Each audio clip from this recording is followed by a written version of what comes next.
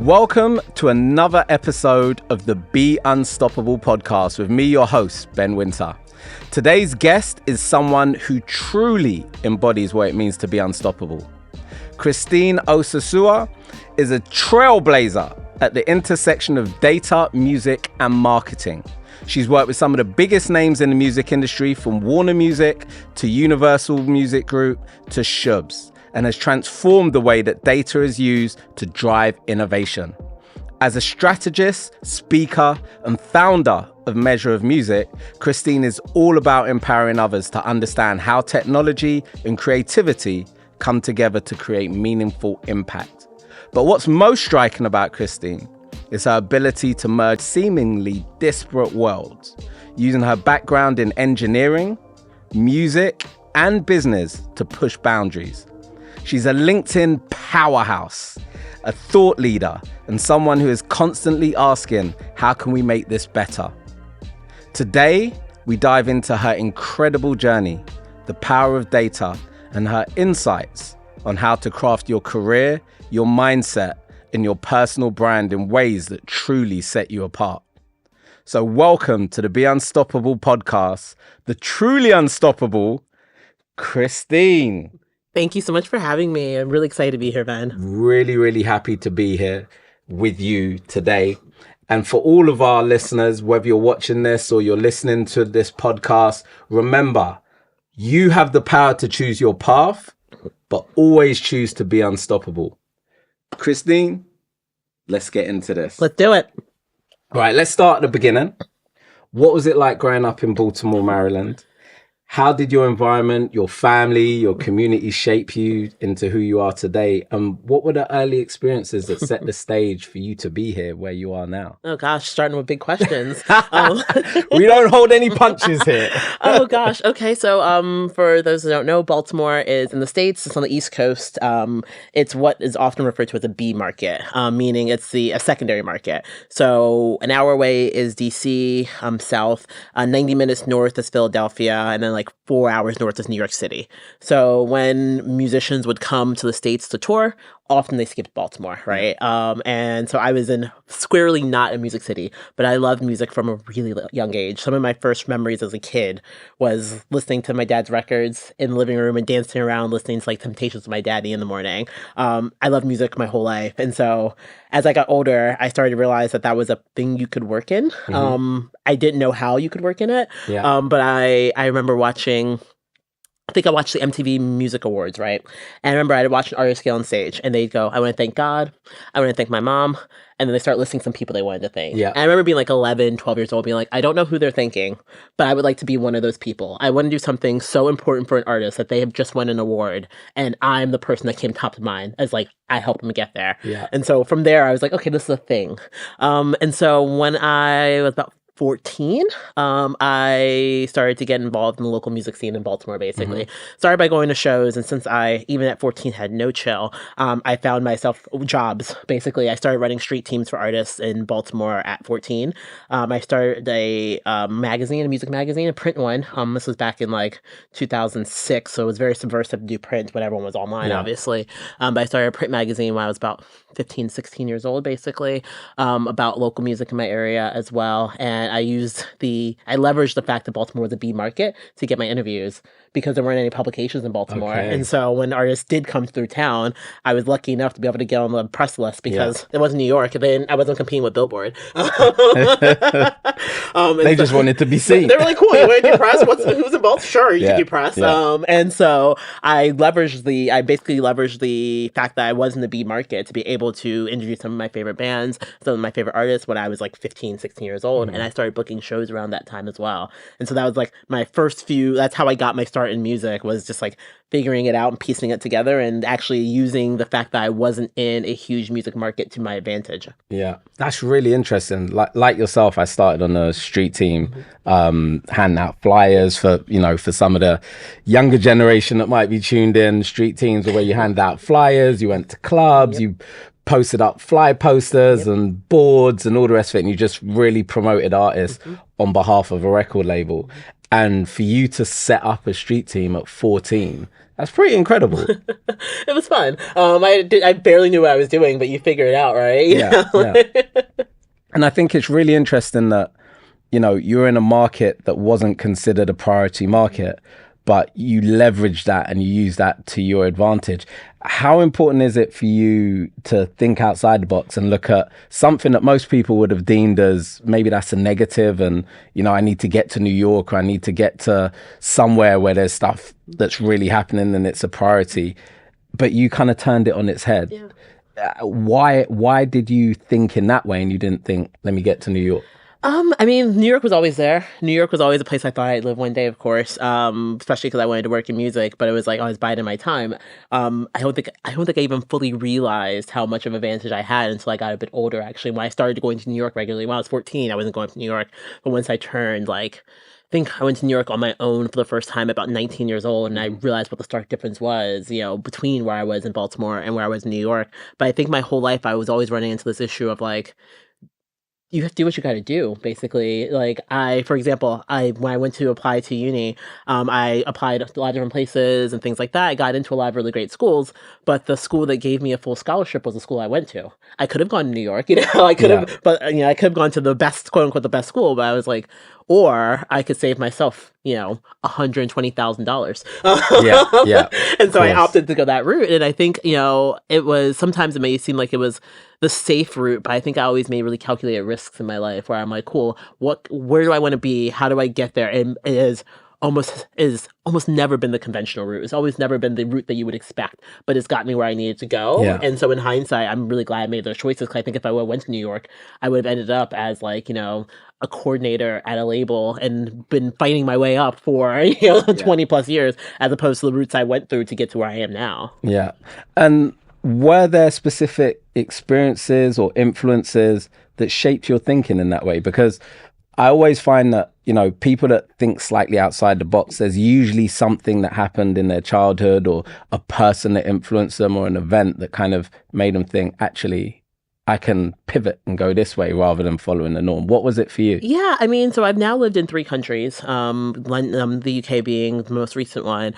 And honestly, it's my parents, right? I'm first generation American. My parents did what I did. They moved from Nigeria to the States when they were in their 20s. And so I always it's kind of this idea of anything's possible. There's nothing you can't do. And I think that's something that I really learned from my parents, because they did it, right? They moved their whole lives. They started all over again. They came to a city they weren't familiar with, and they figured it out. And so if they can do that, I was certain that I could do that as well. So I think that shaped a lot of who I am as a person. And there's never been a point in my life where I thought it wasn't possible, where I thought you can't do that. And my default reaction is, of course you can do that. Who says you can't? How do you navigate that when you have that attitude? Because that's an attitude that I've had my whole life as well. I always say everything's possible. I make the impossible possible, take the I am off it, and it just becomes possible. So what is it for you that gives you that mindset? And how do you push back against people that say, oh, be realistic, come on, that's not realistic? Because that's what people do. They take their own limitations, put it on you. How do you push back on that? It's funny because in my head I don't even push back on it. That's not even my problem. What are we doing? What are we doing? It's not even my problem that what are they chattering about? I remember once there was someone who was talking. It was a story my best friend reiterated to me afterwards, and she was talking to a friend of ours, a shared friend, and the woman was like, oh God, I think I had just gotten press passes to a really big festival that's normally really hard to get to, whatever it might be. And the other friend was like, oh, how does Christine always get all this stuff? And my best friend said, I don't know, she just asks. It was she just, that's it. That's it. There was no, I don't have any, I feel I think sometimes people are waiting for I always say, especially when it comes to music, is that people are always waiting for permission. Yeah. People are always waiting for someone to tell them yes. People are always waiting, I always joke that if you work in the music industry, most people don't even feel like they really work in the music industry. I think the only people that think they work in the music industry are A&Rs.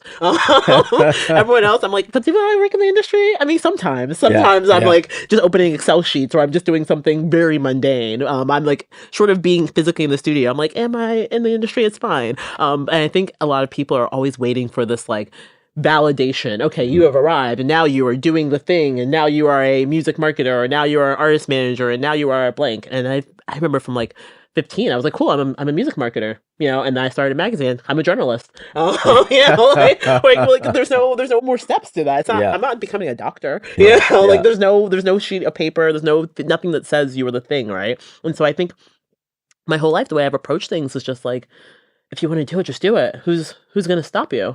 Like the person that's going to stop you, either they come help or they shut up. What do you like? Why are we concerned with that person? Basically, yeah. It's really funny because that seems to be a running theme on this podcast. The people that come on that we interview. We had Mark Henry on here, who's Nux's manager, and he said the exact same thing. He said, "Don't wait for it, just do it. Just do it. Just do it." Mm-hmm. And it's something that I'm noticing about people that are achieving. They just do it. They're not waiting for permission. They're not asking, like you said, for the yes. They just go out and they just make it happen. So. Yeah. What fortune favors the bold, they say, and especially in music. No matter how mad they get at you, I have to say, my whole life working in music, people might be a little annoyed at the thing I did, but they're like, "Well, you did it." Sounds very familiar. It's done. However way I did it, it's done now. So it is what it is, right?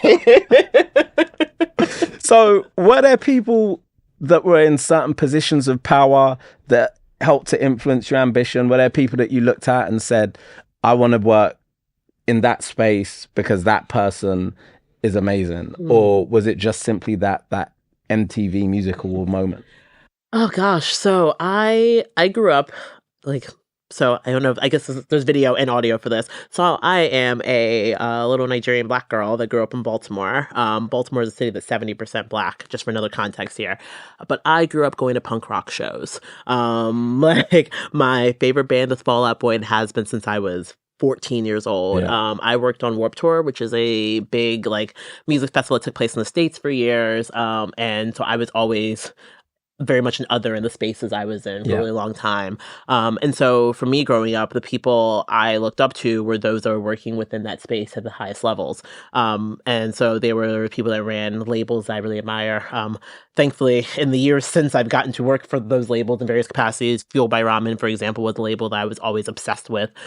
Crush Management was a management company that was representing all of the artists and bands that I really loved, for example. And so there were all these people doing this really cool stuff, and there was a lot of young people at the time. We were all figuring it out together. It felt like the people that I was looking up to in hindsight, I don't think I even realized, were probably like 5 to 10 years older than me tops. Like we were like everyone was in the same boat, just we're figuring this all out together. It's like it was like just one step away from like the DIY like punk scene. It was like the pop punk scene I grew up in. And so everyone was just always figuring it out. Everyone was booking shows in like church basements and like community halls, and somehow the band that they were booking all of a sudden became really big, and they're like, "Oh, I guess I'm their manager now, or I'm doing the marketing, or I run this label now." And like no one knew what they were doing. And like that chaos is something that I really thrive in, where it's like there's that ambiguity, there's that uncertainty, but like so much cool stuff comes out of just like we're just figuring this all out together. And so when I was younger, I don't think I ever like, ironically, I did work for Atlantic Records when I was young as a consultant, when I was like, I think like 19 or so.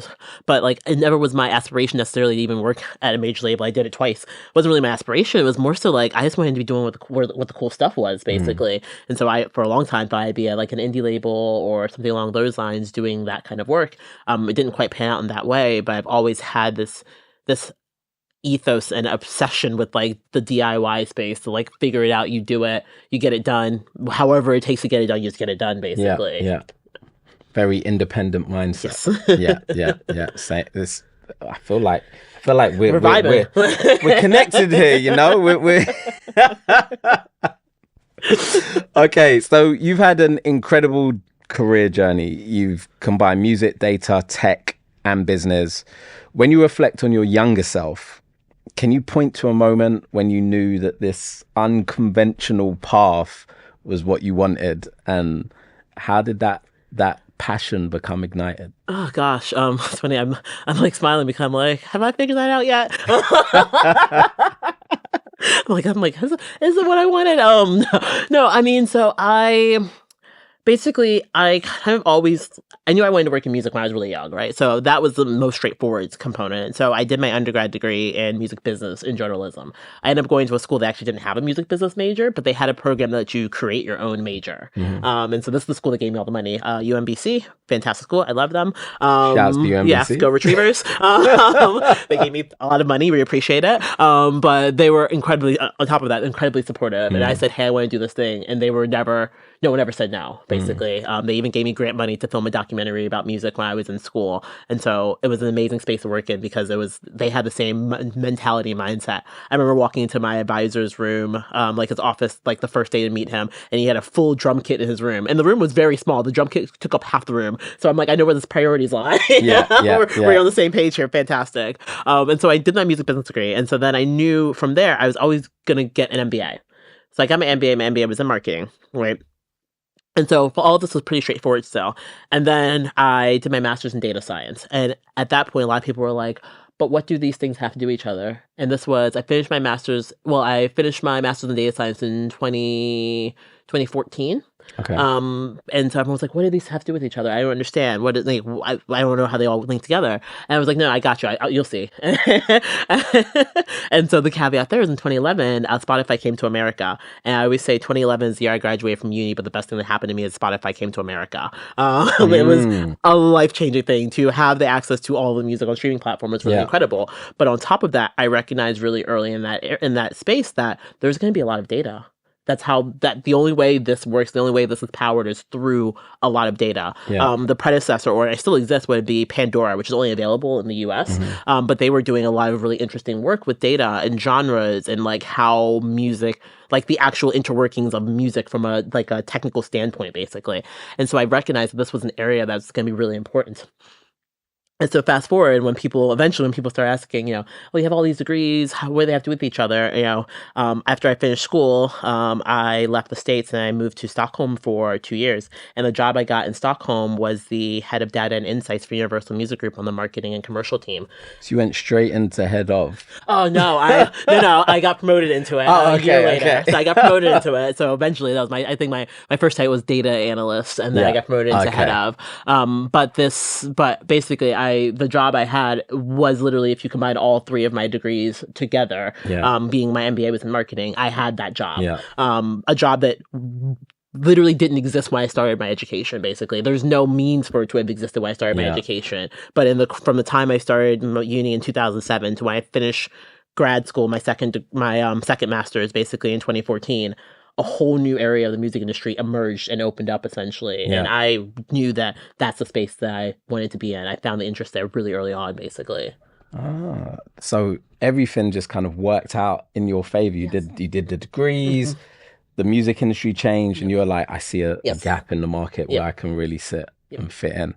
Okay, so being part of major organizations like Warner, like Universal, what's been the most surprising lessons that you've learned from being at the heart of these massive data-driven companies? Was there anything about those environments that challenged the way that you see the industry?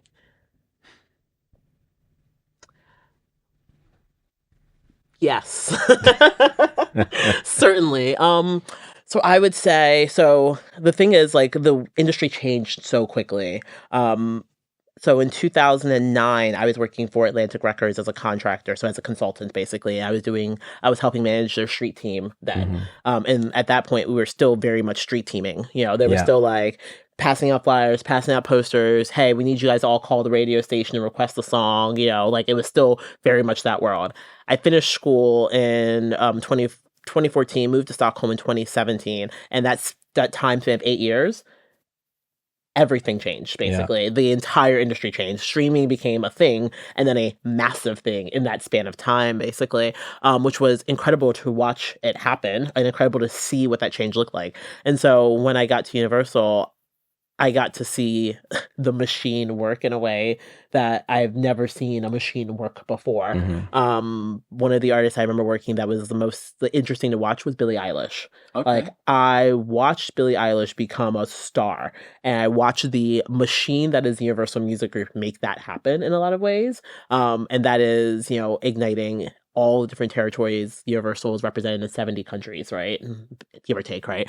And watching the 70 countries all come behind a single artist is like, it feels like magic. Like it feels like like it feels like I can't explain what it truly feels like when it happens, when everything clicks together, everything works together. And I would say I was working with some of the smartest people I've ever worked with in my entire life when I was there.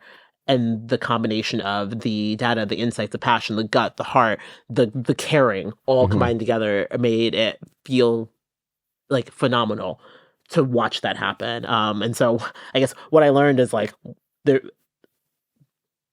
I learned there's a lot of power there. And when it's leveraged right, there's always that joke that we made the right person famous. I love that saying because sometimes you make the right person famous. Like sometimes you make the very talented, performer that is really good and has a great songwriting team, et cetera, famous. And that's an incredible feeling. And getting to watch that happen then subsequently in other roles and for other artists watching that happen, especially when it comes to getting to watch women of color, people from emerging markets, quote unquote emerging markets, all grow and become stars. Like that, it never stops being magical. Yeah. Which you would think eventually it would get old. It doesn't. Every single time it's amazing, basically. Yeah. So when you say all of the countries came together, all the different territories came together, what is it that they did to make that happen? What was your role to galvanize all the different universal organizations across the world to get behind this artist? How did they make that happen? Yeah, so in that scenario, when I was at Universal, I was in a single territory, so that was less my job. At Warner, I was in a global role, so that was more my job.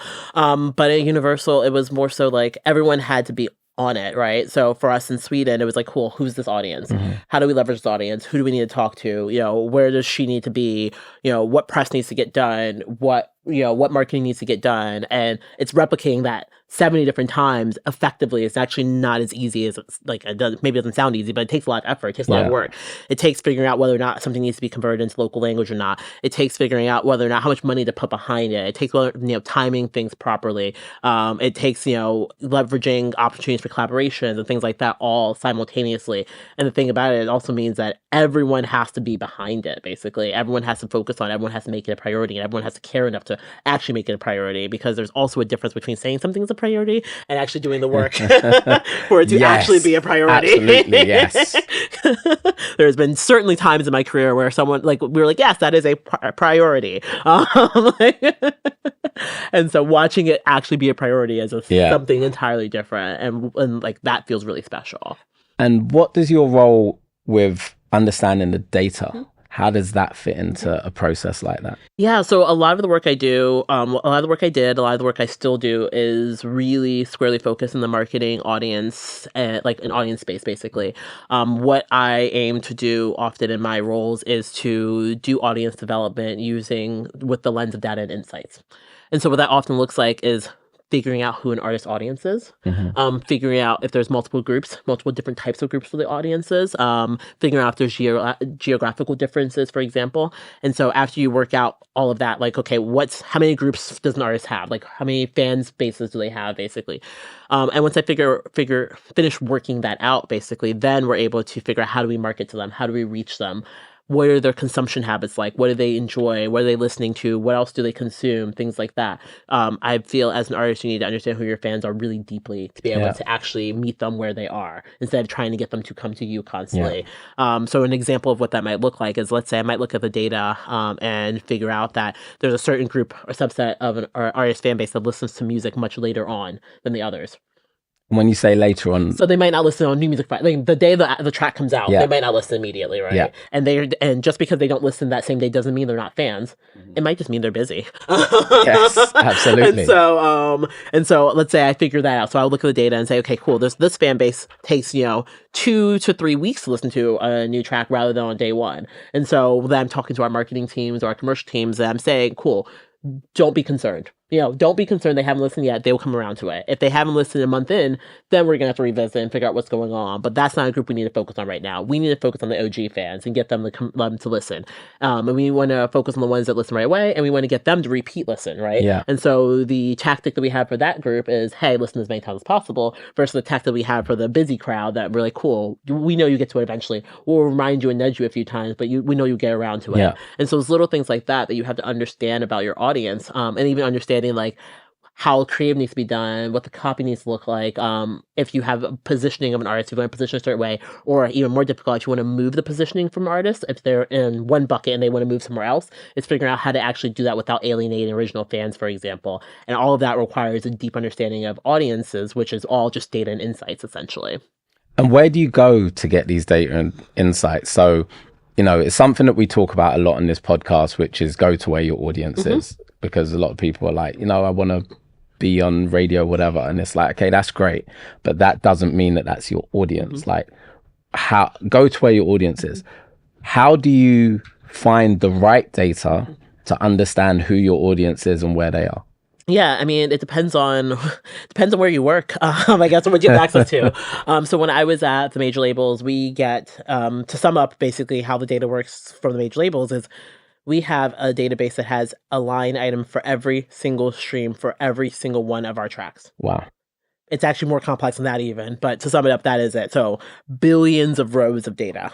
And I code in a bunch of different languages, and I would code to get that data and turn it into something digestible and easy to understand, visualize it, et cetera, put in something digestible for artists to understand, things like that. And that's available to you if you work at the major labels. Now, if you don't work at a major label, if you aren't a major label artist, you don't have that usually level of granularity, but you do have platforms like Spotify for Artists, YouTube Analytics, Chartmetric, for example, and other ways to see aggregations of data of yourself, and then also potentially be able to benchmark against other artists as well. Just because you don't have billions of rows of data doesn't mean you can't do a lot when it comes to insights. If in an ideal world, if you're an artist, for example, you should be maintaining as much as you can about your audience. And what I mean by that is you should have access to your merchandise sales. Ideally, if you have access to your ticketing sales or fan club sales, things like that, if you have a Patreon or things like that, you should be aggregating all that together. Those are all just data points. And then you can tell from those data points, cool, who are these different groups? Who are the people that always go to the concerts? Who are the people that always buy merch? Who are the people that do all of the things? Who are the people that are always DMing me or always sharing or always whatever? You can still build out these audiences. Just because you don't have a billion rows of data doesn't mean you don't have really insightful information into who your audience is. And then you could also just ask them. I think it's a lost art, especially if you're a smaller artist. You can just say, hey, what else are you guys listening to? Hey, what kind of merch do you want? Hey, where should I tour? Whatever it might be. You can just talk to your audience. I think sometimes it's lost on people that's a two-sided relationship. Yeah. And that's all also data points. Qualitative data is just as important as quantitative data. Yeah. How important is that dialogue for what you do? So it depends, right? So for what I do, when I was a label, I had a lot more access to data, so I didn't necessarily need to have as much of the dialogue. But I did look at qualitative information quite often, but I had to look at it at scale. And what I mean by that is this is going to get a little nerdy for a second, but qualitative data was still really important. So quantitative data will be things like number of streams, number of playlist placements, things along those lines. Qualitative data might be more so what are the names of the playlists that the artists are being put on, for example. Or it might be a big example of some work that I did was around natural language processing. Meaning I was taking all of the comments people are saying about our artists on YouTube and distilling those down into themes and motifs about how people are perceiving the artist as a whole. So when we're thinking about, like I said, the positioning of the artist, what perception people have of the artist, I would use the comments that people are leaving as a way to map and understand the perception people have of the artist. Yeah. And so if we were working on a project where we wanted to shift the perception of the artist from, let's say, a pop star to an indie star or whatever it might be, whatever way we wanted to move the artist, I would look at how those comments change over time to say, hey, are we gotten from this point to the other? So I didn't have to physically ask I didn't have to go and ask the fans, hey, how are you feeling about this? I was able to use the information they were already giving back to me, essentially. Yeah. But in the same way, it's just I acquired qualitative data, and as an artist or as a smaller manager, whatever it might be, you can acquire qualitative data however way you need it. Mm-hmm. I think if you start off with what is the problem, what is the question, then you just figure out what the answer is. How do I find that answer is that in-between bit that I do as a data scientist, but that's all you're trying to do at all times is I have a problem, I have a question, how do I solve that, basically? Yeah. That's really insightful. I've never thought about utilizing the comments to really understand, how to frame the way that an artist is perceived. I never looked at that as a piece of data that I could use in that way. So it's really interesting that you use it in that way. Thank you. It's fun. I love you, Christine. So in an industry where people often focus on art and creativity, you've built your niche through data and insights. How do you strike the balance between art and analytics? And how do you convince others that numbers can have a soul? Yes. It's funny because after all these years, the music industry is still an industry of cool, right? Yeah. That has not changed. Yeah, I don't think it will ever change. It will never change. And on my good days, I like to say, thankfully, I'm cool. Meaning I know how to talk to artists still. Yeah. Despite having way too many degrees for some of the works in music, I know how to have a conversation with artists. In the 20 years I have worked in music at this point, I do not think I've ever shown an artist a graph. I don't think I have ever opened up an Excel sheet to show them anything. When I talk with artists, I'm like, cool, let me tell you about your audience. Let me tell you how they're different in different territories. It's mood boards, it's vibes, it's energy.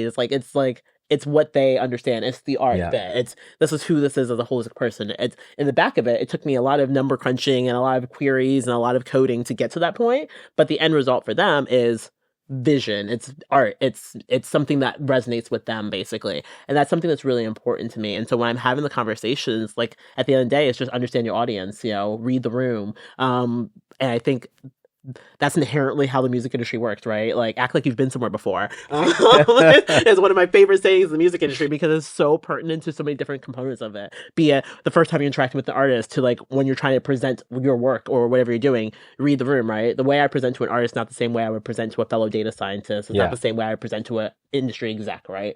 All of those are different people. They get told things differently, even if it's the same underlying answer, right? Yeah. They're just going to be presented to it differently.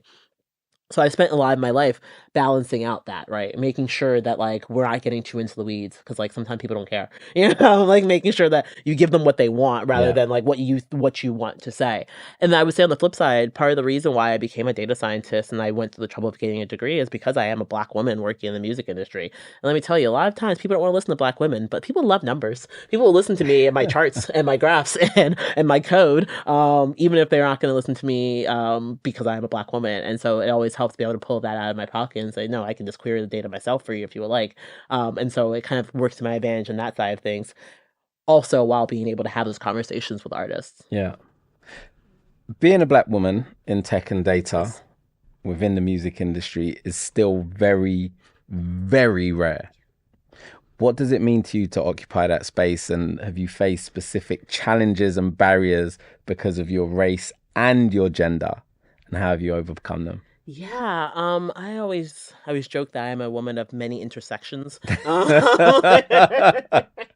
Yeah. Yeah, I just, especially in music, there's a lot going on there. Yeah. I am a Black woman with a tech background and an immigrant, all at the same time, essentially.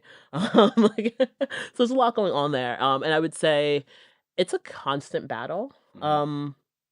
Yeah. It's never been an easy one. I don't feel like I've ever taken the quote traditional path, obviously. Yeah. So it's never been easy, and it's never been easy for me to do what I want to do or be where I want to be or avoid being kind of like put into a singular box, basically. So I spent a lot of my career basically trying to explain who I am, what I do, why it's important, and why it's more broad and more vast than how people perceive it, basically.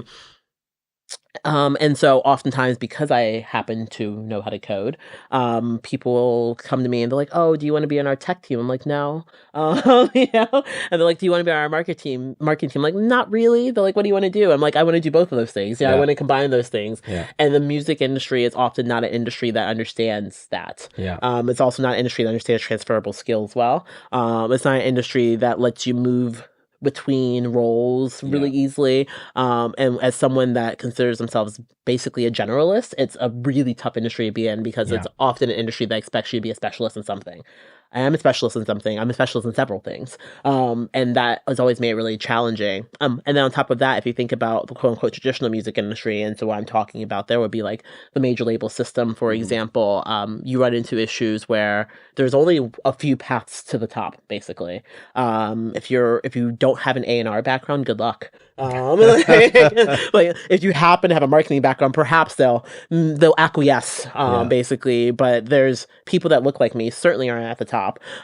People that look like me, they don't have my background. They have a tech background. And despite the music industry making almost all of its money from technology at this point, given that it's all streaming, it's always been really strange to me how unembraced tech is as a value add as a music executive, basically. I find it often gets pushed to the side, being like, oh, those people don't do aren't artist facing. Those people don't do the real work. Those people are just giving the reports to the people that are doing the real work, essentially.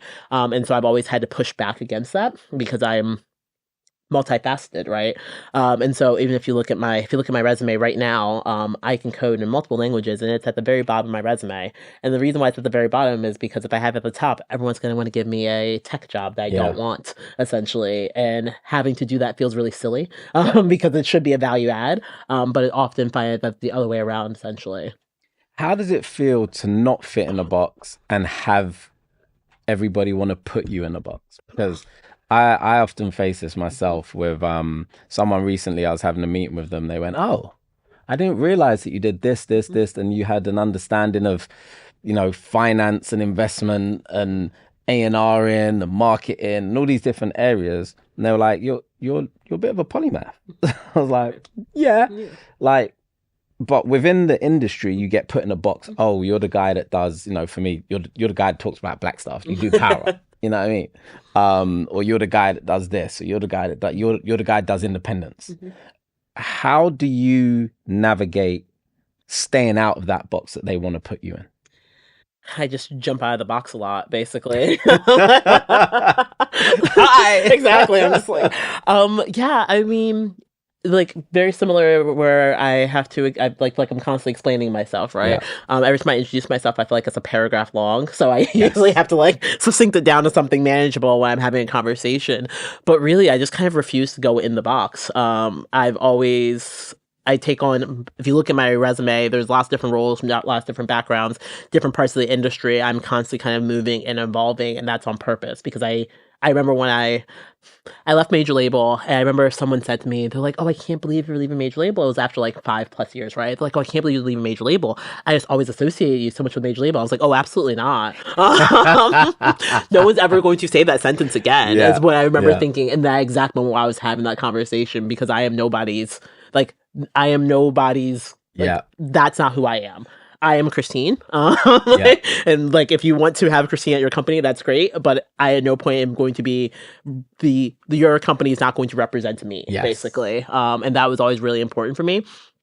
And then in addition to that, like you said, the box, it's unlikely at this point in my career I'm going to take on a role that is purely in a singular lane. Like I'm probably never going to have a purely marketing role again, or a purely data role again, or anything along those lines, because that's not what I want. That's not who I am. And so I'm often willing to not take the big sounding title or nice paying job or whatever it might be if it feels like it's going to put me in a box. I know I could make a whole lot of money being SVP of data at a mid-level indie company. I can do that, but that's not what I want, right? And so it's being willing to bet on yourself a lot more, instead of going with here's a path that is very clearly outlined for me. If I did just go down a clear marketing path, there is a very clear path for, you start off as a director of marketing, you move your way up to blah, blah, blah, blah, blah. There's that path is there. I can see it. I understand the vision of that path. But it's not the path I want. So what am I hanging around for, basically? And so I discovered that, especially in the last few years, where I'm like, if there's not a path for me there, why am I hanging around? And so I've just kind of consistently and continuously just kind of made the path I needed for the time instead, because there's no other way. Because the box, even if you try to put me in a box, I'm not staying. It doesn't matter. So how do you, because that in itself is a brave thing, right? First of all, I always say to people, don't let the company define who you are. Define yourself. You know, someone said to me once, you're Ben from such and such. I said, no, I've got Unstoppable tattooed on my body. If you're going to say Ben from anywhere, it's Ben from Unstoppable. My brand, my thing, what I do, right? So first of all, that's really brave that you're able to do that. But when you want to step out of a role, how do you go about doing that? Because, you know, a lot of people are like, I don't want to be here anymore. I'm done with this job. I'm done with this role. I need to start looking for something else. But they still need to earn the money to pay the mortgage or to do the car payments or, you know, put food on the table, keep the kids in school, whatever it is. What do you do that gives you the confidence to say, I'm done, I'm moving on to the next one? And how do you go about finding the next one? Yeah. There's a lot of different layers there. So I moved to Europe 7 years ago at this point, right? And one thing that's uniquely European in comparison to America is contracts, right? Yeah. And so with the contracts, you quit a job or they fire you, they have to give you several months notice, basically. Yeah. And so I remember when I got here and someone was like, they were like concerned. They're like, oh, you know, they might be doing layoffs soon. And, you know, they might fire me. I'm like, but if they fire you, they have to pay you for 3 months. That's the best case scenario. And as an American, it's been 7 years now. Like a true American. I've never gotten over this. I was like, I'm like, I could do anything in 3 months. What? I can find 3 new jobs in 3 months. What do you mean? Wow. Yeah, it's sorted. It's fine. So I've always had that, like, especially being in Europe, there's always a safeguard of like, at no point, like, you're gonna have to pay me. If you want me to go, you're gonna pay me. So like, that's sorted. And this, on the flip side, if I'm going to quit, I'm going to be hanging around for 3 months anyway. So I tend to leave jobs before I've gotten something new, because in my head, I'm like, I can get myself a new job in 3 months. We'll sort that out later, basically. And the bravery you're talking about with regards to, like, yes, money needs to come in still. I'm incredibly privileged in a lot of different ways. First of all, I have a wonderful husband, and he continues to earn money as I quit jobs consistently. We love that. That's very nice. But also, I'm going to try to say this without alienating a whole lot of people, so I apologize in advance. I don't have responsibilities on purpose, because it allows me the flexibility in my life to be able to do what I want to do. Meaning, all those things you said, I don't have any of them. Yeah. I have no kids. I have no mortgage. I don't have pets. I don't have plants even. I have nothing that is required of me.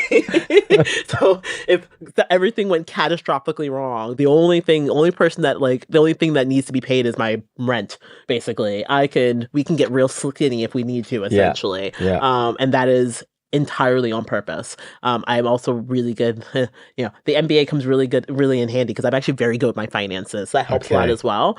And then when it comes to finding a new job, like you said, I'm Christine. I'm not Christine from anything except for my own brands, basically. And so I have networked and built a network over especially the last like 5 to 7 years, where I know that I can rely on my network if I need something, if I need a new job, if I need a project, a contract, whatever.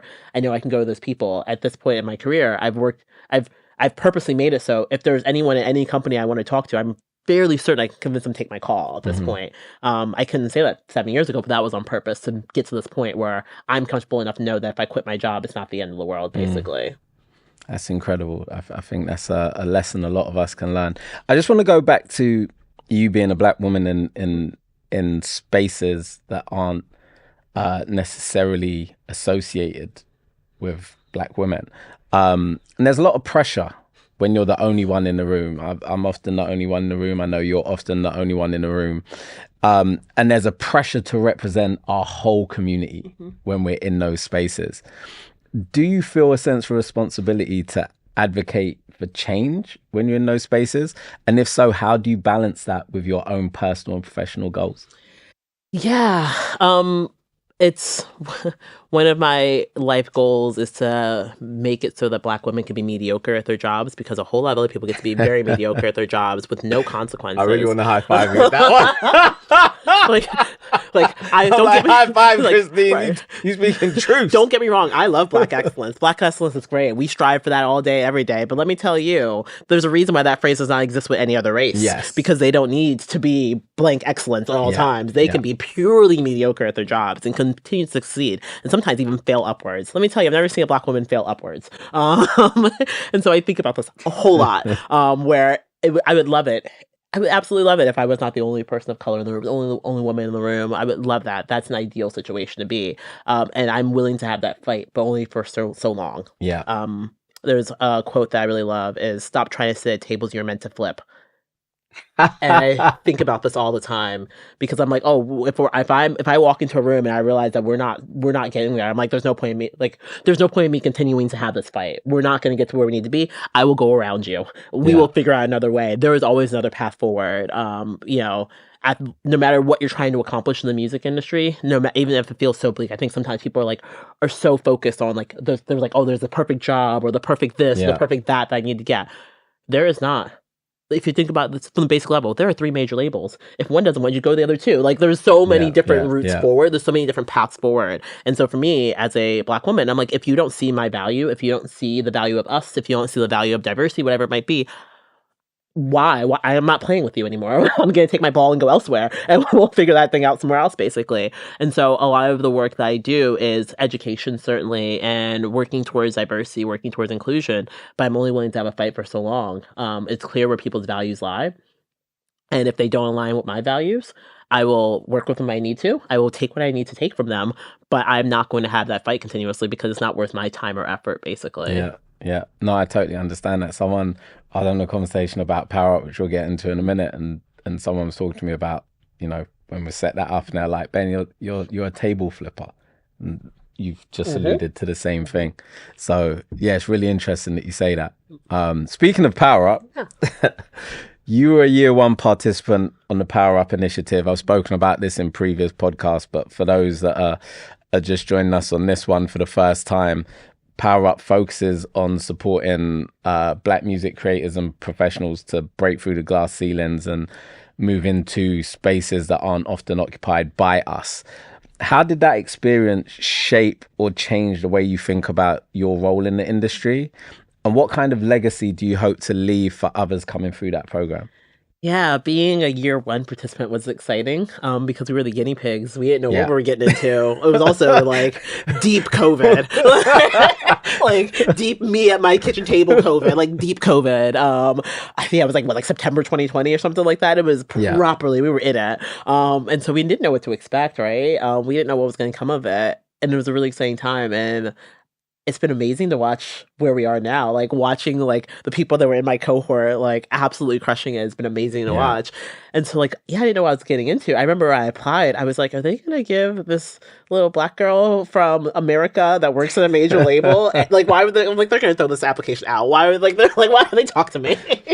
And so I was thrilled when I actually obviously got accepted. And where I got accepted for was for my conference. I run a conference called Measure of Music. It's a music tech and data conference and hackathon.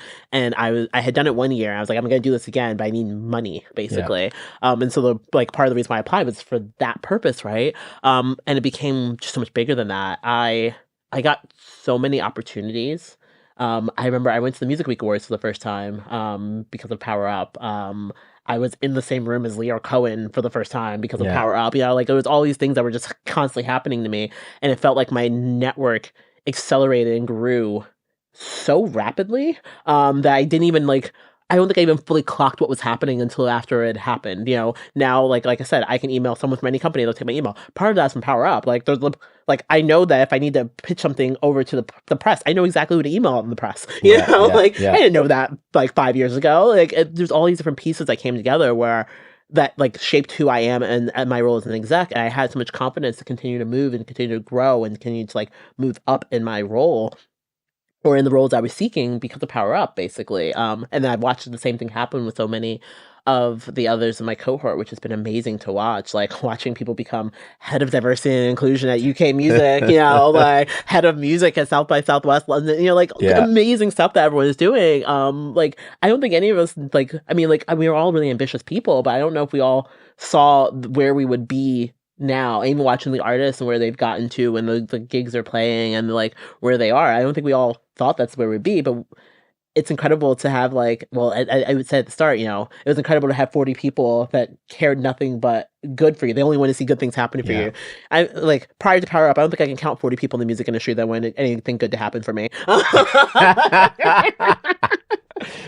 Well, now there's 160. Exactly. Now we have 'cause 160. We've got so many right? years that have gone on. So Who would have thought, you know. right? I mean, we had an event a couple weeks ago, and I'm like, it never gets old being in a room full of Black people. Just a whole Yeah. room full of Black people is incredible. Yeah. Just that alone is amazing. Yet alone, everything else that comes from that, you know. And so with regards to legacy, it's this idea of community and support.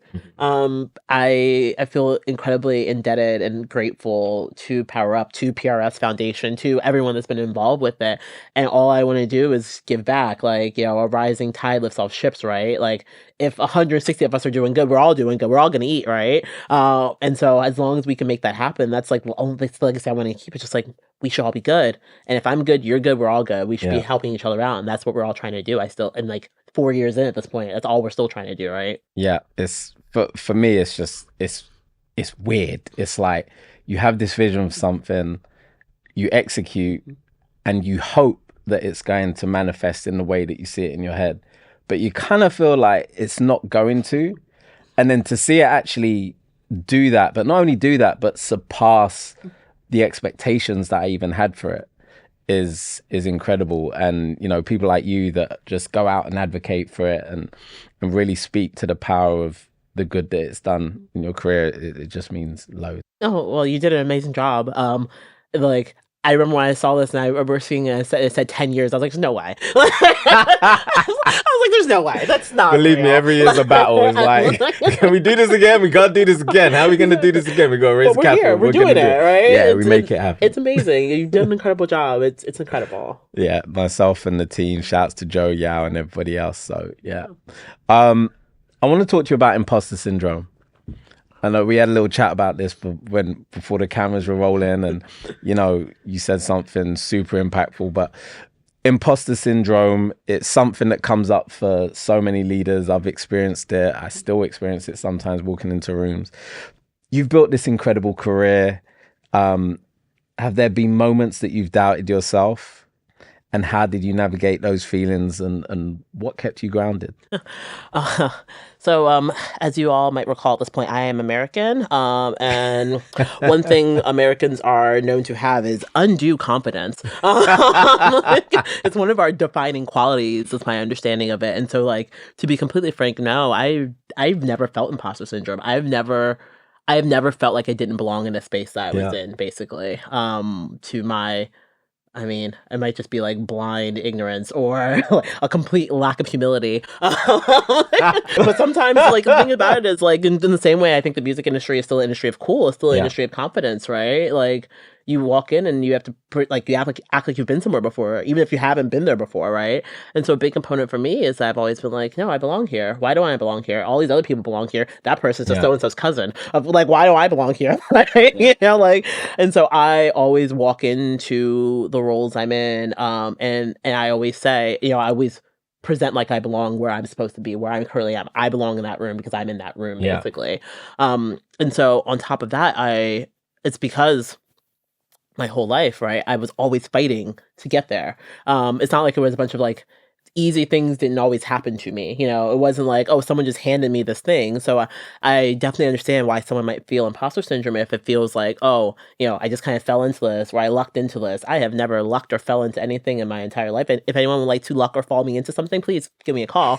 But so far, that's not really how my career has gone or my life has gone. It takes a lot of work and effort. And so by the time I've done all of the work and the climbing up, the trying to climb up the ladder and break the ceilings and all these other things, of course I belong there. I belonged there 5 years ago. Yeah. I hear you. I think for some people, like for myself, the moments I've had imposter syndrome, I think the biggest one was around finance. And I walked into this space of investment and I was like, talk to me about anything in the music industry. You can't talk to me. I don't care who you are. Like the biggest, most successful person, we can go. Let's have it. But that was a space where I was like, oh, I don't know.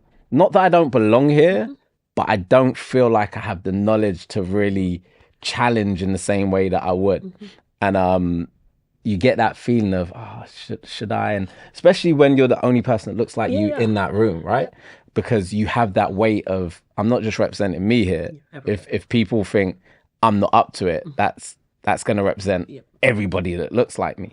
And that's a big weight to carry. And you said something to me before about imposter syndrome not existing. Yeah. And I'd love you to I can talk explain. about that. Yeah. I mean, and so when I hear that, I hear that, I feel that, I understand that. But in my head, I'm like, yeah, you were probably the only one that looked like you in that room, right? And I think about this a lot. And what I say, and it might be a bit cynical, but what I truly believe is when it comes to roles and opportunities and access and things like that, oftentimes if they have brought a woman or a person of color in that room, it is because they had no choice. You had to have been the best option, because if there was some mediocre white man, they would have given that job to him instead. I promise you. And so I don't believe imposter syndrome is real. I understand people feel it, but in my experience, people have never gone out of their way to give women or people of color jobs out of the goodness of their hearts. That never happens. No one's ever handing me things like, hey, here you go. We wanted to just give this to you just because you're great. That doesn't happen, right? And no one's doing this out of the kindness of the heart. So by the time they've gotten to the point of offering you the job, inviting you to the bank, inviting you to do this or whatever it might be, is because they had no other choice. You were far and above the best person for the role. In fact, you were likely overqualified for that role, and you should probably ask for a raise for whatever you're doing, because you were probably by far head and shoulders above whoever else they were bringing in. Otherwise, they wouldn't have given you the job, because people hire who they know, people hire who they're comfortable with, people bring in who they're comfortable with. And so if they were so willing to go out of their comfort space to bring you in, is because you were overqualified for that role at that point. And so that's why I never have imposter syndrome, is because I'm like, oh no, I am so wildly qualified for this role that you're trying to give me right now that of course I should have this job. Yeah. And the other way I flip it on its head is I always go, well, I'm the only person in the room that looks like me, so I'm bringing a superpower that you have no idea what it is. Or, it's like I'm Spider-Man. I can climb the walls. You can't. Yeah, and I would say I totally agree with that. Whether or not they agree with that is a whole other question. But it doesn't matter, right? As long as I believe, right? Exactly, right? I agree. Exactly that. I want to talk about LinkedIn. Your LinkedIn powerhouse. Your LinkedIn. I've never seen so many people. What's the number at the moment? It's about I think we're going to get to 34,000. I think just under 34,000 followers. 34,000 followers on LinkedIn, and you don't usually think of LinkedIn as a platform for social media in the same way that you look at Instagram or TikTok or Twitter, X, may it rest in peace. Such like, right? What do you think people are getting wrong when it comes to building their personal brands on platforms like LinkedIn? And how do you personally master the art of standing out in such a crowded space? I did never intended to have 34,000 followers on LinkedIn, I swear. It happened over the last I guess 5 years or so, during COVID especially. And I guess what people resonate with me, or what they say they resonate with me, is that I tend to just talk on LinkedIn like I talk in real life. I think sometimes people get on LinkedIn and they become some weird corporate version of themselves, where they're like, I am pleased and humbled to announce that. I'm like, chill. It's not that serious. I need you to calm down, right? Just talk like a normal person. And so the way I speak on LinkedIn is the way I speak in general. I remember making a little cheeky post because someone posted a conference image. As part of I was being a speaker on for this conference, and it was oh, meet the the industry thought leaders, blah blah blah. And I think I reposted. I was like, allegedly, I am an industry thought leader. And you should come check me out in LA. Well, it's in your bio. I did read the bio before the interview. Thought leader was in there. I would never post on LinkedIn and say I was a thought. It's just not who I am as a person. And so I think you just have to be yourself. And I think some people get so in their heads when they go on LinkedIn that they have to be like the suit and tie, most professional person. We work in music. You can calm down. It's all right. It's not that serious, And so I think that's a big part of it, that I bring my own personal brand to LinkedIn of just myself. I don't think I've crafted any I'm just myself on LinkedIn, basically. And that's really helped me a lot over the years, which has been wonderful. And I do a lot to just give back to other people. So I post a roundup of jobs I see on LinkedIn every few weeks. I do a lot of just more of a FAQ posts about the music industry. I host live sessions, things along those lines. And then my conference, I do a lot of work with my conference through LinkedIn as well. So I'm usually doing a lot of different things and making a lot of content on LinkedIn, just talking about the industry. And I think I'm pretty transparent and open, especially because I'm not beholden to anybody, which is lovely. And so I can just say what I want to say, which I think people find refreshing, and for better or worse for myself sometimes, but it is what it is. But I just say what I want to say. And then with regards to like how people can use it better, besides be yourself, is that you should treat it like those social media platforms. I actually don't have an Instagram. I was going to say that. I notice you don't engage on Instagram and some of the other platforms, but you're very focused in on LinkedIn. Is that strategic? It is. And this is something, like I said, I recognize the music industry as an industry of cool. And everyone follows each other on Instagram, but I had no desire for my coworkers to see me in a bikini at any point in time. Like, I don't, my brain can't register. Like, I just don't have that in me. Like, I don't want that.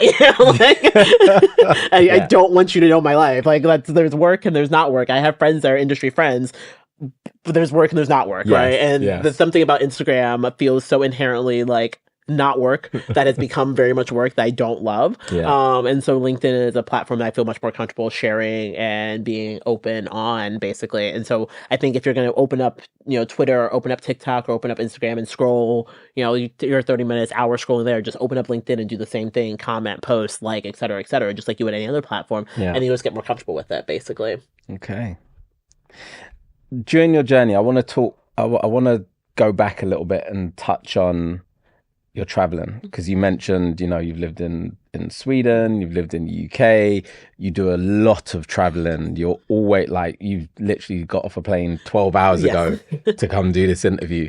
Having that ability to move across different countries and industries, which is something a lot of people dream about, but they're often afraid to do. What advice would you give someone who feels stuck or scared to take that step moving forward? I mean, you just do it. I mean, I wish I had like some like deep, profound advice, but I remember when I moved to Stockholm, everyone was like, "Oh God, you're so brave to move to Stockholm." And I'm like, I'm moving from a city to a city. First of all, it's like if I was moving to like the middle of nowhere, like if I was moving up to like the Midlands, that'd probably be a lot more jarring than me moving to Stockholm. It's not that serious, you know.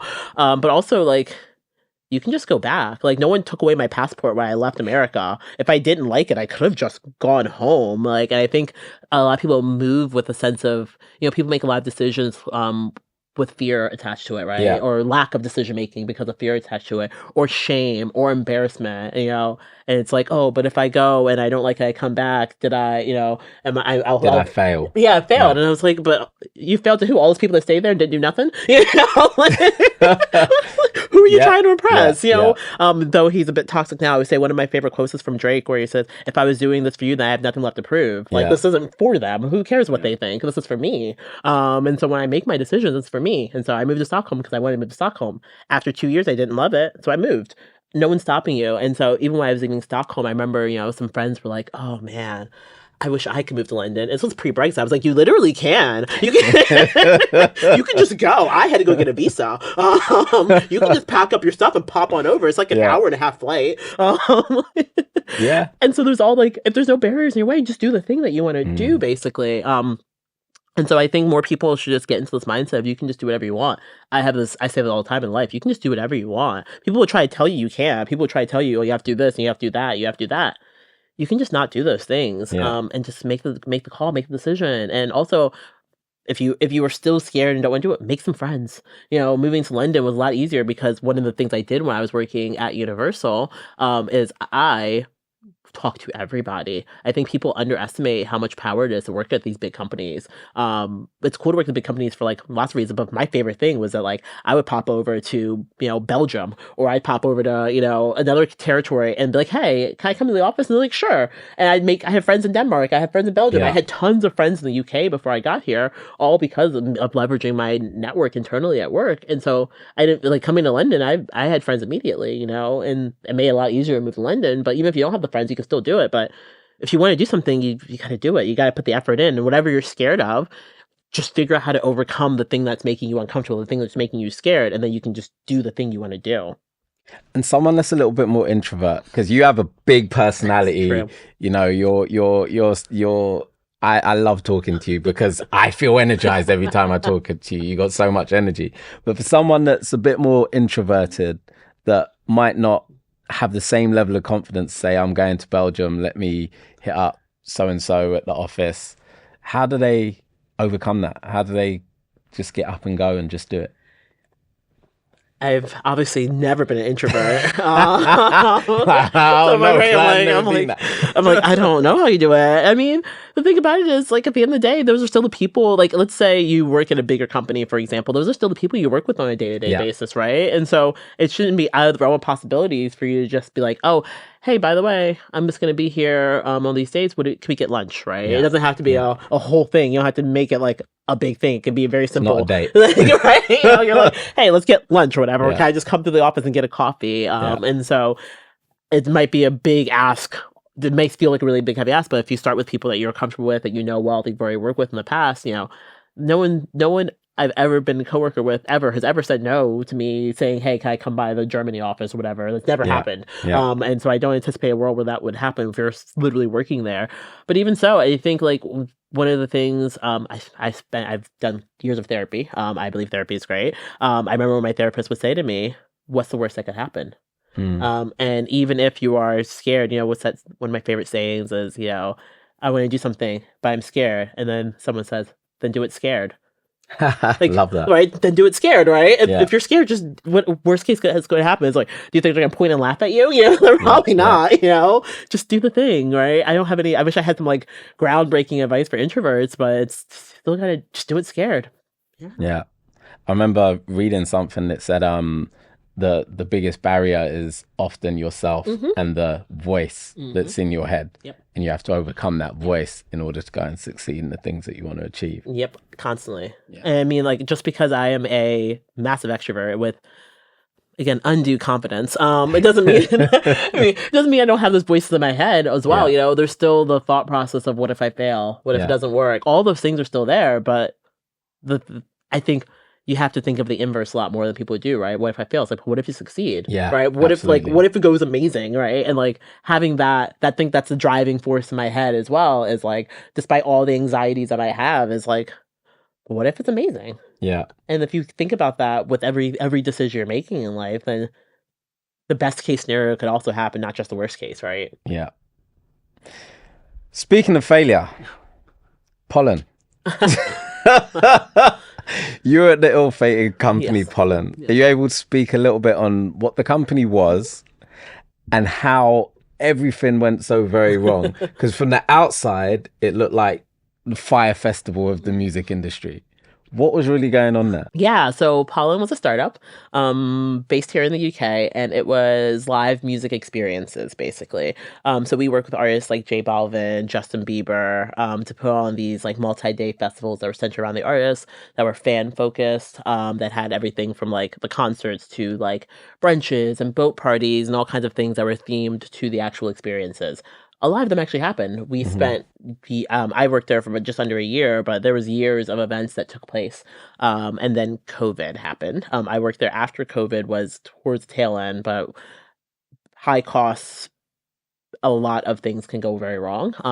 I went to the company because I love the concept. And I would say, thinking of everything we talked about so far, is I like to take calculated risks, right? And I remember I got 2 job offers, one from Pollen, one from a different company, much more traditional, straightforward role in the industry, like the role that seemed like the obvious next role for me even, right? And I turned that role down to go to Pollen because I was like, when I make a decision about where I'm going to work in my career, I think, will this opportunity present itself again to me? And I knew that the opportunity to work at this company was not going to present itself again for various reasons. One ended up being because it went out of business. But when you want to work at a startup, startups have really sweet spots. There's special times to work at a startup. And if you catch it at that time, excuse me. Cool. If you catch it at that time, imagine being, employee 50 at Spotify. Imagine being, employee, 10 at, SoundCloud, whatever it might be, right? Like, there's a special time in which you want to, like, if that opportunity presents itself, you just take it, right? And so that's what I did with going with Pollen. I love the concept. I still love the concept. I think it's an excellent one. Great concept. It just was executed poorly, with a lot of money being spent irresponsibly. And so that's what went wrong. They hired incredibly smart people. The people that I were working with were had incredible backgrounds from all over the industry, outside of the industry, etc. And they were doing really great work as well. It's just the money was managed badly, and the combination of the money being managed badly, plus less VC money coming in at the time, plus all of the costs were rising when it came to live touring and things like that because of post-COVID world. It was just the perfect storm to make things completely fall apart. Plus, just like poorly managed. The senior leadership was managing things quite poorly. Everyone else was working very, very hard. So I would never fault any of my, I would say my coworkers, but the senior team, not great. And so the combination of all those things made it go under, but I still very much believe in the concept and the idea. And like, I don't regret going there in any way. First of all, I left major label and went to what basically was being funded like a tech company. Yeah. I made almost double my salary from going from one job to another. Yeah. And I've been able to maintain that salary for all jobs I've gotten subsequently. And if I had taken the job that was my traditional path and the traditional role, I think that was like a 5% bump, maybe a 10% bump from where I was, as opposed to going over to a different part of the industry. And so there was a lot of upside there. I learned a lot. I got to flex my strategy skills. I got to use my MBA for the first time, basically in music properly. And so I learned and did a lot. And I don't regret going there, despite it falling apart at the end, basically. That's good. I think that's really interesting that it helped you to grow, even though it didn't necessarily work out in the way that you wanted it to work out. I mean, most things in life help you to grow, even if it doesn't work out the way you expect it to work out, right? Like you learn constantly. You learn what you like. You learn what you don't like. You learn all kinds of things, no matter how things go at the end, right? I always say success is failure turned inside out. Exactly. Exactly. So, okay, measure of music. A lot of your work has been dedicated to making the intersection of data and music more accessible. What was the core problem you were trying to solve when you created Measure of Music? And can you tell our listeners what Measure of Music is and where you hope to see it evolve over the next few years? Yeah, so Measure of Music is a music tech and data conference and hackathon. It's virtual. It happens every year in the last weekend in February, basically. And it's been going now. This coming February will be year 5. Yeah. Where does time go? Right? Oh my God. And so the problem I was looking to solve, so Measure Music started in 2020. What happened was a bunch of people got laid off. If you heard there was a global pandemic, a bunch of people lost their jobs. It was kind of bleak, right? And at the time, the only safe place to actually be at the time was basically major labels. We were actually making more money because everyone was at home streaming, basically. So at the time when I was at, for example, I was at Warner at the time. I believe, if I recall, at least Warner UK, there was no layoffs at all that were a result of COVID, basically. And so a lot of people started reaching out to me. They're like, hey, Christine, I lost my job. Can you help? And I'm like, I'll see what I can do, basically. And so they would come to me and they would reach out and they'd say, I lost my job. They're like, oh, Christine, I think I want to get into music. I want to get into tech. I want to get into data. I'm a Black woman in the space, et cetera, et cetera. And what I started doing, I was having weekly calls, one-on-one calls, 2 a week, basically, with people. What I found was my calendar was full every 6 weeks in advance all the time. And I was like, well, this isn't scalable. So what can I do that's actually scalable? I actually still do Monday night calls. I do group calls now, but I wanted to do something that felt more impactful, more scalable. And so I came up with the concept of Measure of Music. The idea was I was always talking about the same companies, the same idea, the same concepts constantly with each person I reached out, basically. And so I was like, cool, they can just hear from the companies themselves. There's no point in me talking about Spotify's API or Chartmetric or whatever it might be when I can just ask Spotify and Chartmetric talk about them. And so I was like, cool, let's bring all of my friends together and have them talk about their platforms, their tools, their tech, whatever it might be. And the other component of it was the hackathon. And that was actually the core focus was the hackathon bit, because I said people needed to just do the work, right? They needed to put together a project, needed something for their portfolio, because oftentimes in the music industry, even if you work on really cool projects, you actually can't share them. Even if you're at label, I have plenty of projects I've worked on at labels I really can't share, basically. And so I can't share the gritty details of it. I'm just not allowed for contract purposes, right? And so the idea was to have this project that people could put together for the hackathon that they would have something to put in their portfolio, basically. And so I came up with the idea and I was like, hey, would anybody be interested in this? And I opened up a Google form. And I was like, cool, I think maybe 50 people will be interested. That'd be good, right? I think all 50 spots would fill up in 24 hours. Oh, wow. I was like, oh God, okay. This is a real thing. And then a bunch of people were like, hey, I don't want to participate in the hackathon, but can I watch the talks? And I was like, oh, I suppose.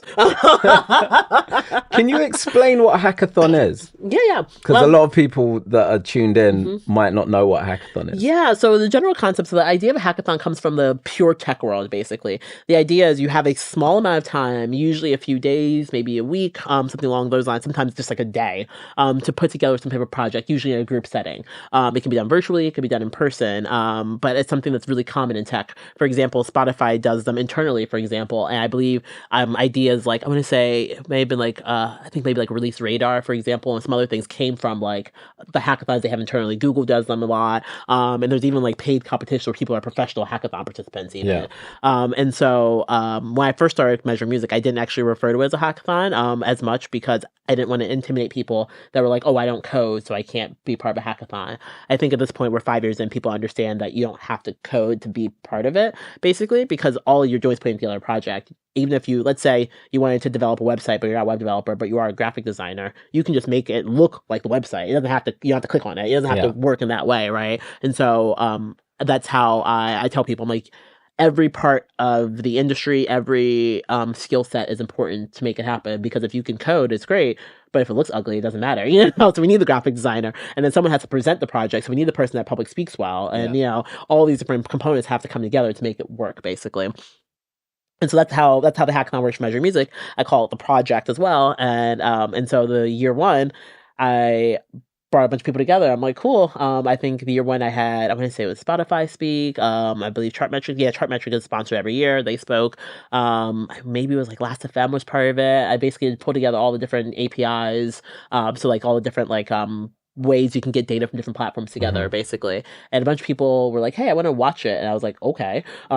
Sure, I guess. And so I started having to put together an actual like program. So it ended up being a 3-day weekend, Friday, Saturday, Sunday. And still has always been 3 days, basically.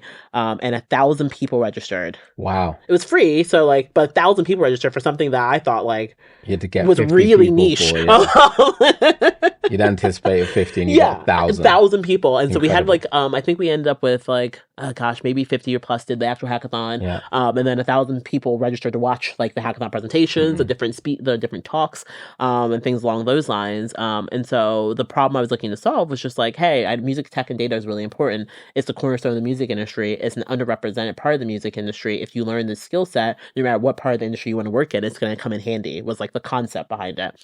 And people have gotten jobs, like actual real jobs. People have gotten all kinds of opportunities because of Measure Music. I hear often from people now, a hiring manager will say, hey, I saw someone had Measure Music on their resume, so I gave them an interview. That's insane. Nothing warms my heart more than hearing that. Like, because in order to, and that's for the people that go to the hackathon, because it is a grueling 72 hours. And so anyone that actually gets through it all, everyone knows like that person really cares. That person has the grit and the tenacity to actually do whatever the job is. And so I so often hear from hiring managers who are like, yeah, if I see Measure Music on the resume, I always give them an interview, regardless, basically. And so it's evolved. It's been 5 years now. Every year, my speakers have been majority minority and gender and race. From year 2 on, I pay all of my speakers. I have raised at this point $100,000 in total for the event. Wow. And I have Robin Hooded away the money from all of the major companies in the music and given them out to emerging artists, giving them out to speakers from all over the world. Usually we have 90 countries represented in terms of registrations, and usually from speakers somewhere between 10 to 15 countries represented. So I'm getting to give money to 2 years ago, I gave one of my speakers was this woman from Singapore, and she was still in uni, and it was her first time ever doing public speaking, but she was a fantastic journalist, and I wanted her to talk about the Singaporean and like Southeast Asian music scene, for example. I've had speakers from like Ghana and Tanzania, and I'm able to have all these different voices and unique voices. Last year we had speakers from India, and the way the crowd lit up, they were so excited because they were like, we never get to hear from people from India, especially like even people in the UK say, I don't get to hear from people from India even. And so I brought all these voices together and built this like really amazing community of people.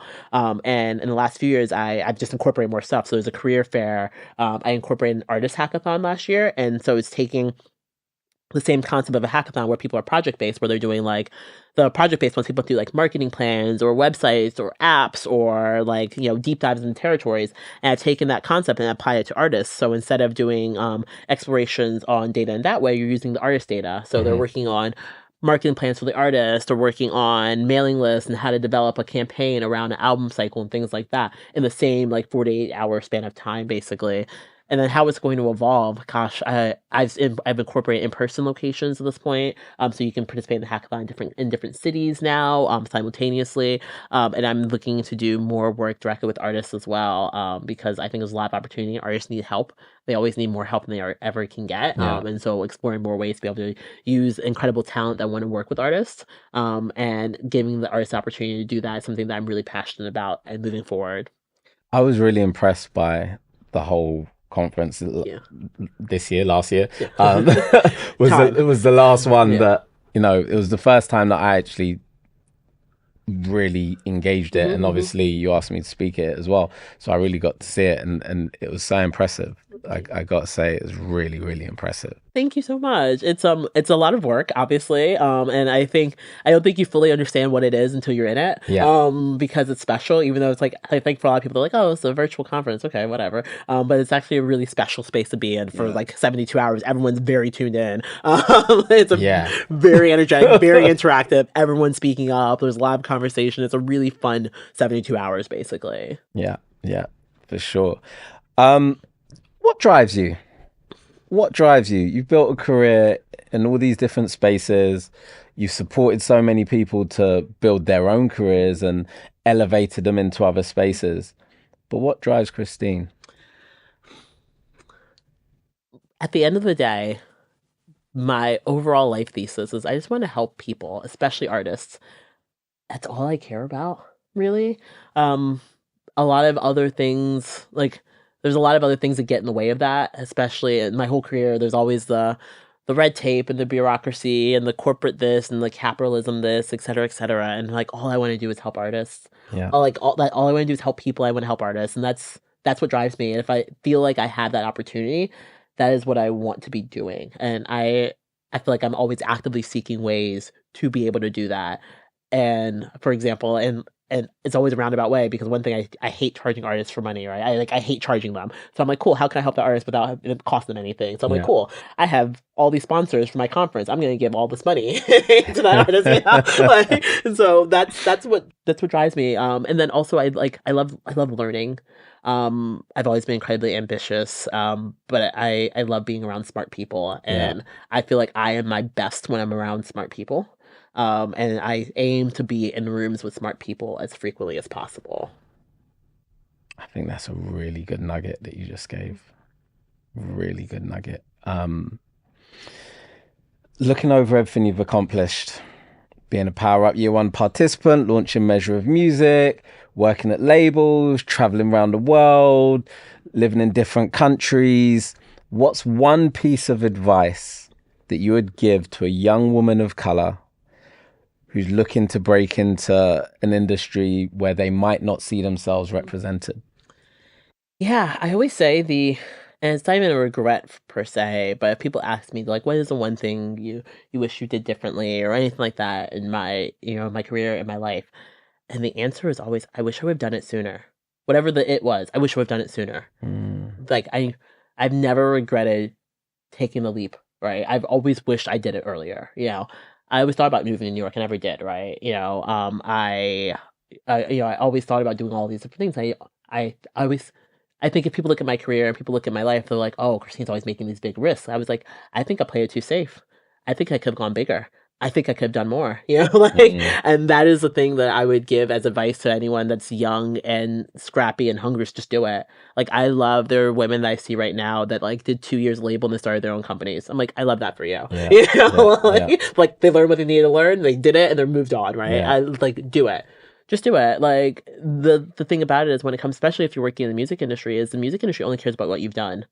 They don't. I have 3 degrees, and I always tell people you don't need any of them. They don't care. That is not what they care about, right? They care about what you have done. And so if you want to be the next whoever, right, you just got to do the work, right? If you want to be the manager, if you want to be the marketer, if you want to do whatever, you just have to do it. I know you're not going to see anyone else looks like you doing it. I know you're not going to see anyone around that's going to support you or help you when you're starting off, but you have to do it anyway, because who's going to do it, right? And then you can be the role model. You can be the person that people look up to and say, hey, that's the person that looks like me that's doing the work, right? But just do it. There's nothing else. There's no other piece of advice. People come to me all the time. They're like, Christine, they're like, I really want to be an artist manager. And I always say, well, you better go find artists and manage them. There's no other steps. Yeah, absolutely. Listen, I can't have you here and not ask you about AI. Okay. It would be remiss of me to have you here and not ask you about AI. What do you think about the threats that AI brings, and what do you think about the opportunities that AI brings? Because there's a very negative light shone on AI, but I'm pretty sure that you have a much broader view. What's your thoughts? Okay, so my thoughts on AI. I have lots of them, as you can imagine, but I have lots of thoughts on lots of things. So I'm a data scientist, and I have been a data scientist now for 10 years, essentially. AI is just one of the things, the string of buzzwords that people are saying about the same thing. Machine learning has existed for quite some time. AI is mostly just machine learning, basically, just to elevate its stance. Back when I was in school, big data was a big term people were using, and then we got to machine learning. It's all the same stuff, basically, especially because outside of the very, very complex models, most AI models are really simple, basically. They are regression models primarily, or they're pretty basic neural networks or decision trees or all kinds of other nerdy stuff I can go down, but they're not complex, basically. They're fairly simple when it comes down to math and stats, basically. So getting that out of the way, where I still say AI is just one of the many buzzwords that people are talking about right now. The threats. So obviously there's a big component of AI music, right? And the irony of it is, even when I first started as data scientist, people would always say like, oh, do you know the formula for a perfect song? And I'm like, kind of, right? Like there's certain things that kind of align there where you could probably do that. But let me tell you, having worked with artists for years, you know what an artist is not going to do? They're not going to care. Even if I said, this is the formula for a perfect song, they're not going to care, because why would they care about music exec opinion? Why they don't care, right? So there's a component of that where it's still the same with AI, right? When it comes down to in terms of AI music creation, at no point have I ever heard an artist say, you know what I would love to do is spend less time making music. I've never heard a serious artist say that, right? Yeah. If you are a person that's like doing it as a hobby, totally makes sense. You're like, cool, I just need the bits, I need some stems, I need et cetera, piece together. But all artists want to do is make music. All artists want to do all the time is make music, and all they talk about is making music. And they are deeply annoyed if they have to do anything that's not making music. So at what point do they say, hey, I want AI to make my music for me so I can do what? What are they going to be doing instead? I haven't figured out what they're meant to be doing if they're not making the music, basically. Yeah. So when it comes to opportunities in AI, what I see as opportunities a lot more is all the stuff the artist doesn't want to be doing, right? It's hey, you're listening to 103.9, but like they don't want to do that. Yeah. And so AI could help them record that and then convert that to every single other language and every single other station, et cetera, right? They don't want to be making content for TikTok. And so AI can help them do the content for the TikToks and do all those things, right? Like they don't want to be doing the music video. They don't want to be posting the content to socials. There's all kinds of stuff artists are asked to do constantly they absolutely don't want to be doing, but the thing they want to do is make music. And so building more and more tools so people can make AI music is, my question is still, who asks for this? Who wants that? Because it's not the artist. If it's the regular everyday consumer, cool, but that's not the world I work in. I don't care about the hobbyist consumer making music anyway. And then when it comes to threats, I think the biggest area when it does come to threats is going to be in the spaces for artists that are not brands or not looking to be a brand in and of themselves. And what I mean by that is AI music is likely going to be very detrimental to spaces that are basically lean back listening in entirety. That would be things like lo-fi music, like basically background music, elevator music, whatever you might call it. It would be the things where people don't really care who the artist is anyway, so they don't care that it was AI generated, essentially. Sync, for example, when it comes to like YouTube videos, things like that, I think is a huge threat, because I think that is where the AI music is going to thrive, because there's no pushback, right? Just because you release a AI version of a song that sounds like Beyonce, you don't care. You know, like it's a novelty to hear the Drake Weekend mashup, but you're not gonna be like, that's my new favorite band. You know? And so I don't think as long as an artist are still brands that you care about and you connect with and you feel a community and sense of, belonging with that space, I don't think AI is going to be a threat in those spaces. It's definitely going to be a threat for artists that are not in those spaces that are basically, musicians for hire, I think are going to struggle a lot more. And that's probably the biggest threat when it comes to AI. And then thinking about work, like outside of being an artist and AI, I think there's a lot of opportunity there, and I don't think it's being leveraged well. Partly because people are afraid, right? They're afraid that if they say, "Oh, I'm using AI to do this very menial, mundane thing," that is going to invalidate their job needing to exist.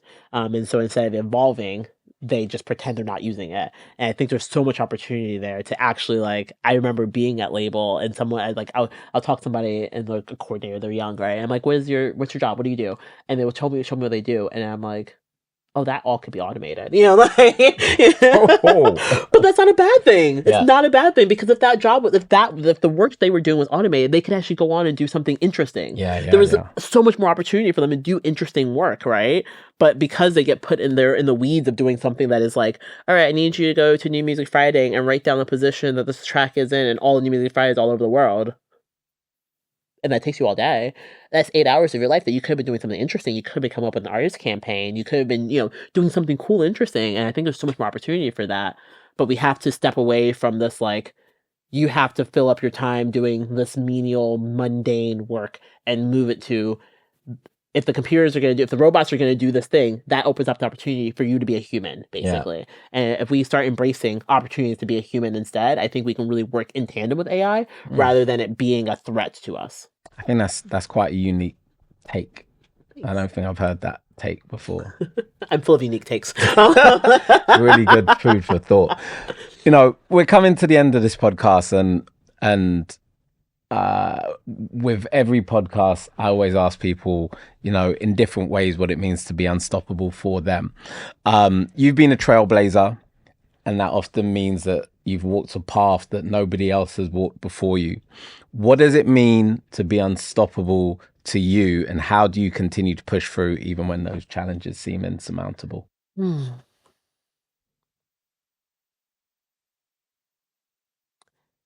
Yeah, I mean, when it comes down to it, it's like I said, right? It's do it scared. Well, if you were the person stopping you much more frequently than you realize, right? Because even if it feels like, oh, I got the no from so-and-so, so I can't move forward, you can pivot. You can try something else. It's very easy to get in your own head and say, oh, well, I'm a failure. I don't belong here, et cetera, et cetera. But you do it scared. You do it. You keep doing it.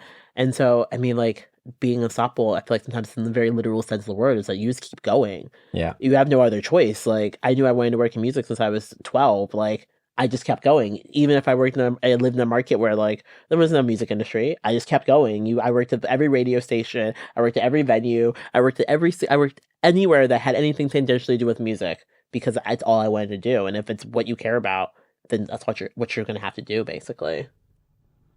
Fantastic.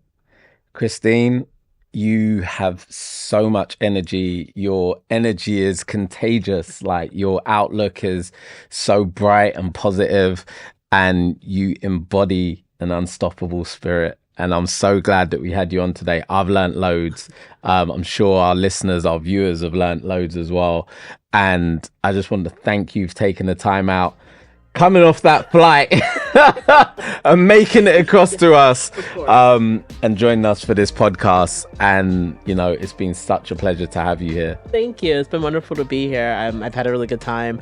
This has been a really fun experience. Thanks, Ben. It's all good. And for everybody out there that wants to know more about LinkedIn, make sure you come across to the Patreon, because you're gonna get some real exclusive ish over there. So make sure you signed up for that and you come over, you check that out. Thanks again. Remember, guys, we're back next week with another episode. And remember, you choose the path that you want to take, but always choose to be unstoppable.